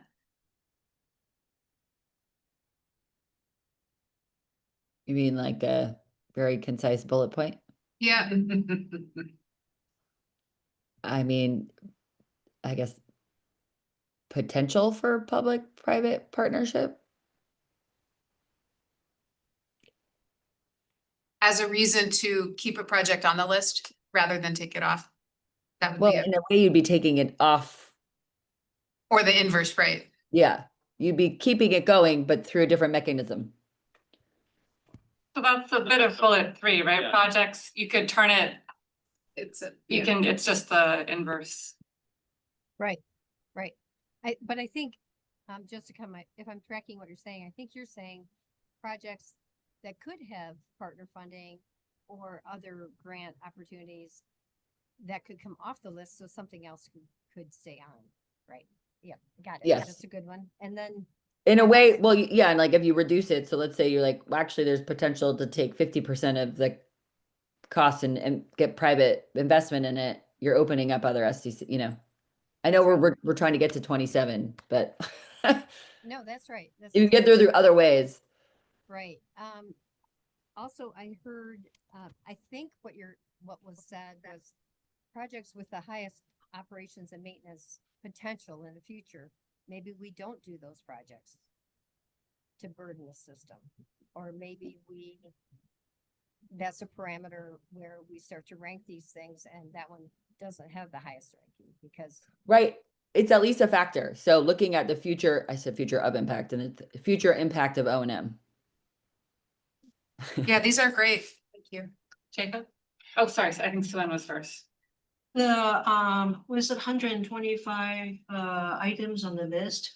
I believe parks actually know every one of them better than anyone else. Lauren knows them, Right, all of them. okay. Yeah. So, I don't know how fine grained the kind of attributes from each of these potential projects or startup projects are there ways to look at their demographics and geography and all the attributes from each of these smaller projects or larger projects that there's a way to rank them, not just because of the dollar signs or their maintenance package. How well are they described and scored? And then I'm just hoping that the so-called what moves forward or what pauses or pull back, there's a first round of recommendations coming from parks so that the other decision makers are better informed than just saying, oh, that's in my neighborhood, I'm going to do that. Or I think this is too expensive, or that's all relevant. And the so-called anything that is recommended from parks is already been vetted very well, that we're not going to have a surprise, say also that this project is desired to stop or go without parks acknowledgement. What?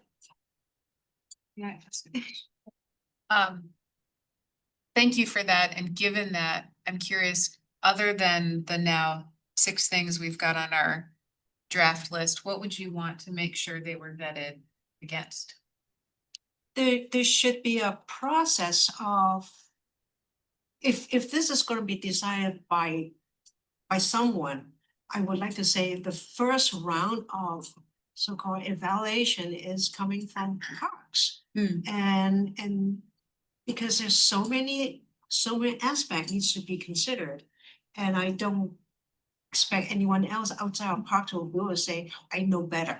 And I think it's a courtesy, professional courtesy or bureau kind of at least you want to ask the people who actually know this list better than anyone else, which I would assume those are the people in parks. Yeah, they are. And whatever the lens is, you know, you can look at the list and see what it produces. Right. And then if you don't like it, you can go back and do it again, you know? You can adjust your lenses, you can carve things out, you can. But is there a structure within parks that helps Lauren say, there's a group that actually has already been vetted within these 125 projects and say, we have to meet a certain budget of moving forward or time frame, whatever. Where's that group or who are they? Well, that's Lauren's division, and they'll be vetting the list against the considerations that we ask them to. You know, that is how we'll get a draft. And so if there are other important things that you think should be, it's not a deep analysis. So this is lots of projects, but internal gauging yes, criteria. yes, and what's up there is Lauren and teams with my input, best thinking to date about one way to think about how to minimize impact to the list. Can we add? And you've added 3. Can we? It's just the representation. I see what Corbin is suggesting, which be nice to understand that there is this lens that looks through that is looking at communities that just don't usually have a voice. Just going back to what I was sharing earlier, we can't set preferences by certain communities. So you have to be able to identify and articulate the disparity you're trying to address. If we are going to be talking about any communities based on race, ethnicity, gender-based, et cetera, then there's a certain standard, which is what I was sharing earlier. If you're talking about geographic disparity, income disparity, or you're talking about disability, those are just rational bases. You just need a good reason for being able to do that. So it is a conversation that we've had across divisions and the lenses and trying to adjust them so that they're legally compliant. But we also have other civil rights obligations around access for people experiencing disability, et cetera, that could be factored into these conversations. And as Lauren was mentioning, those are factored in how the projects got onto this list. I think thinking about the action of delaying a project, right, and setting up a certain standard, it could be adapted in a different way. And I think part of it is just keeping in mind that the lens is not setting certain preferences, it is addressing a particular disparity. Michelle, do we have anyone for public comment? I was gonna say no. There's no one in the waiting room, so.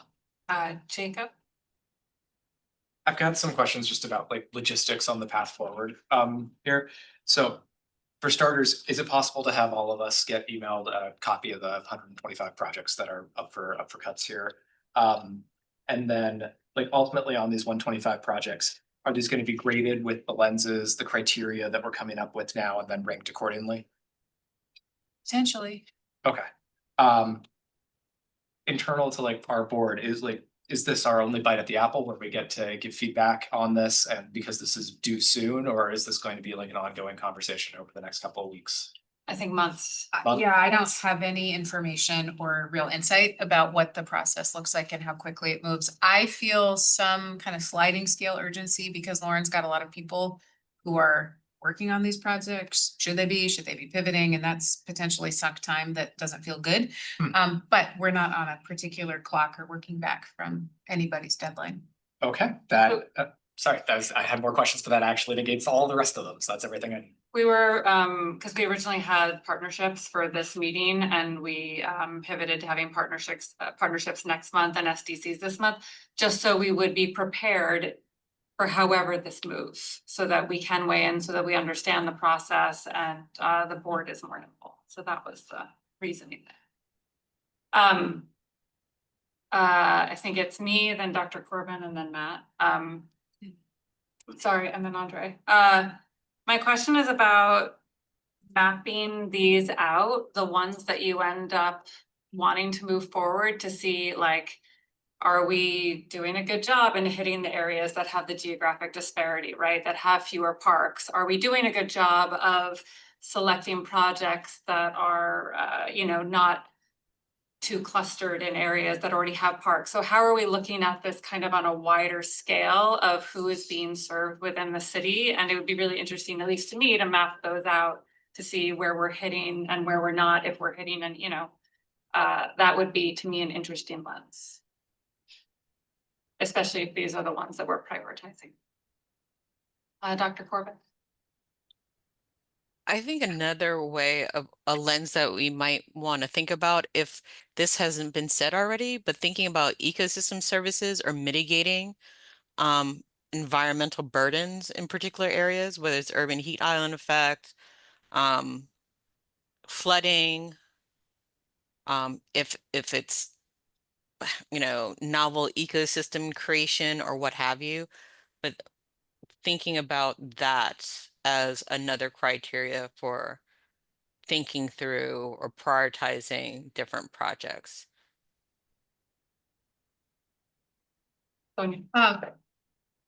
As such an interesting idea, Lauren, is it apparent to you how we would do that analysis?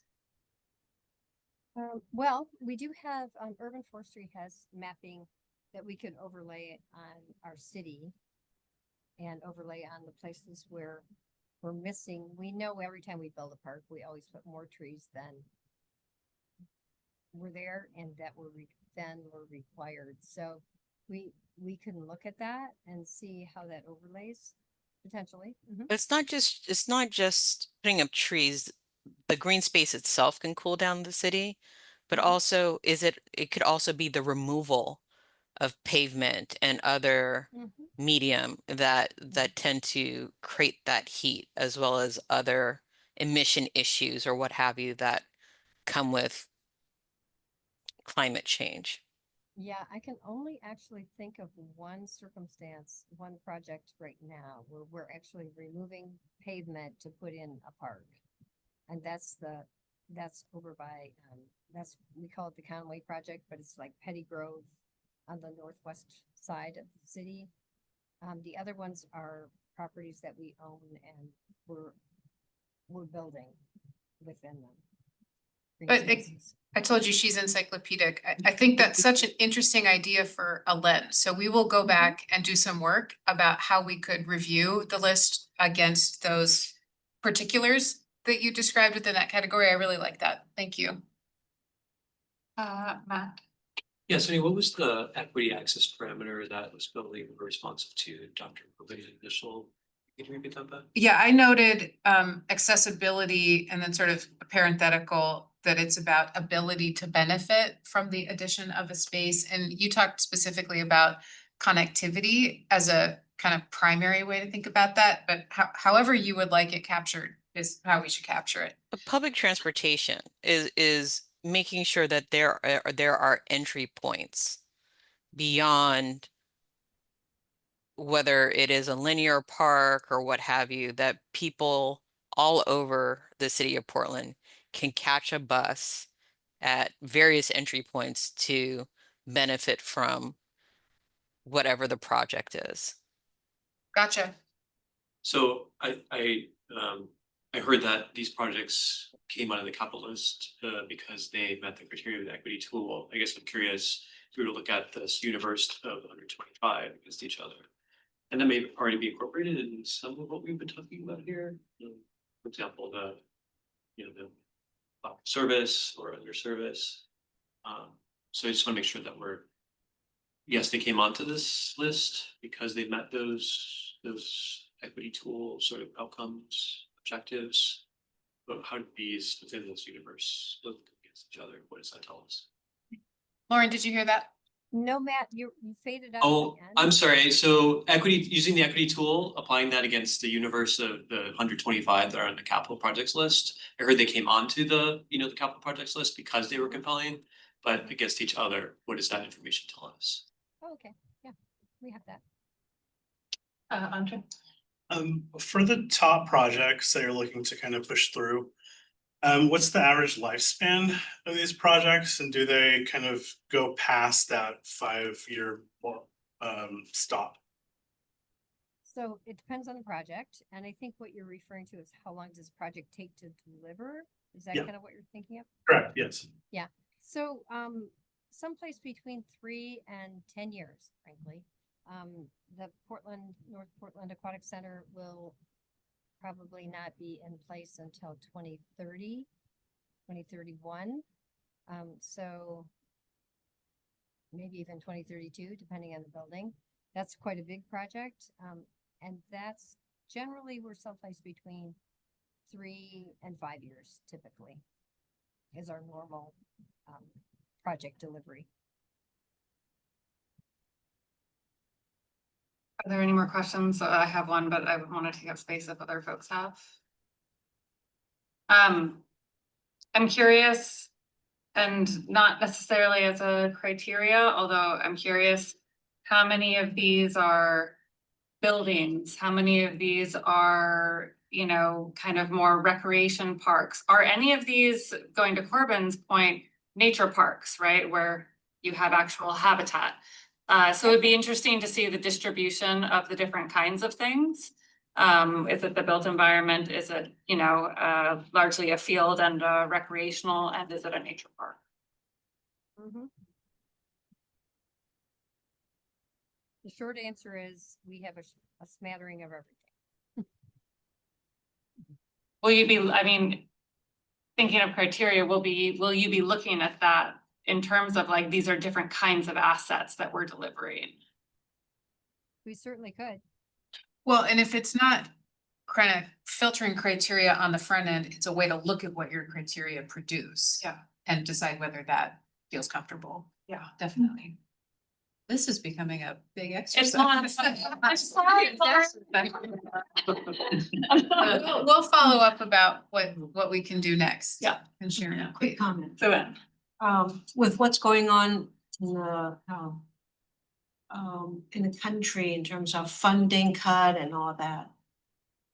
Would there be just one decision to say, parks, you pause everything, you don't hire and you don't have projects, we'll just figure out how to make sure your maintenance is maintained so things don't fall down. And this is gonna go on for at least 3 years. And if that is the recommendation, let's just say the devil's advocate here, the mayor said, pause everything. I don't care if it's a tiny thing or a big thing. We don't have $1 for you. And then do we have a position or just say, okay, that's one way to go about it? Well, that's not impossible. I think that's very improbable. The city overall is in a hiring freeze and it is putting sand in a lot of gears, including we're trying to hire basic maintenance staff positions and we can't. So that's already happening. There has been a lot of council conversation kind of related to the audit, but also pulling on these known threads of historical conversation about developing only what you can pay for with certainty in the long term. That's going to continue, like how far it goes, how fast it goes, what it ultimately produces as direction, I don't know. I don't think what you said is going to happen. Very optimistic. I think Jacob is our final comment. Oh, no. Something directionally aligned with that is I have a concern more generally about the SDC pause being extended. I think the calculus is if it's working, then they'll want it to continue working. And if it's not working, they'll want it to give it more time. And when I say they, I mean city council. So I think that it's worth considering over the coming months how these lenses and then ranking criteria from the lenses will need to be changed, or if they're good to go as is, if the SDC pause is extended, and if there is an interim period before a new funding stream is brought online to make up for it. Because I think how we do this, if there's, 5 years of interruption is totally different than if there's a permanent interruption, right? Very much on my mind all night. STCs are really, sorry, go ahead. I was just gonna say thank you for that. I appreciate the comment. It's definitely a dilemma that we're gonna be looking at in the future. I was just gonna say that SDCs were advocated for, not just by parks, but by external partners and whatnot. So I think that is an activation place, not just for us, if that were to be a thing, but for the larger community to be brought in on, because that would be taking away funding from something that was very purposefully put in place, and it would be a major. We also, I will say that it's also at the current time, a legal obligation for us to use these SDCs to fulfill our infrastructure needs throughout the city. So we actually have state law that says that we have to do that. Daniel, do you want to comment on that? Lauren, I think you're just referencing to the use of SDCs that currently they could only be used for capacity increasing elements of projects. And yeah, that's right. And they have to be within a 10-year period. So have to spend them. Okay, well, we are at 6:59, so I'm going to say thank you to Lauren and Daniel. Thank you to everybody. And Thank you. and sorry, Amanda, sorry. And I will gavel. We are adjourned. Thank you. Atrium. Jacob, pleasure to meet you. Nice to meet you.